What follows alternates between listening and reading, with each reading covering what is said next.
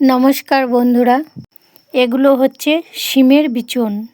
আজকে বাড়িতে বানাবো নতুন একটা রেসিপি। শিমের বিচনগুলোকে মিক্সিতে ভালোভাবে কুটে নিলাম। এরপর কড়াইয়ে কিছুটা তেল গরম করতে দিলাম এবং ওই তেলের মধ্যে মিশিয়ে দিচ্ছি 5 ফোড়ন, ধনে, জিরে, আদা।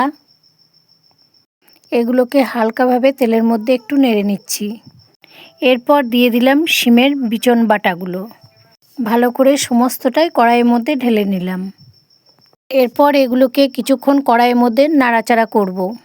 নাড়াচাড়া করতে করতে দিয়ে দেব একটু হলুদ রং করার জন্য এবং যাতে শিমের কোনো কাঁচা গন্ধ না থাকে। এরপরে দিয়ে দেব স্বাদ অনুযায়ী নুন।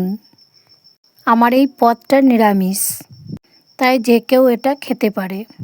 আপনারা আপনাদের স্বাদ অনুযায়ী নুনটা দেবেন। হলুদটা লবণটা ঠিকভাবে যেন মেখে যায় তার জন্য একটু জল দিয়ে দিলাম। এরপর নাড়াচাড়া করতে থাকব। জলটা একটু মরে আঠা আঠা হয়ে গেলে নামিয়ে নেব। কিছুটা ময়দা নিয়ে সেনে ডো পাকিয়ে নিচ্ছি। আপনারা হয়তো এবারে ভাবছেন যে এটা লুচি তৈরি হবে। হ্যাঁ, এগুলো লুচি তৈরি হবে, কিন্তু অন্যভাবে। এই লেচিগুলোর মধ্যে শিমের বিচনের পুর ভরে দিয়েছি।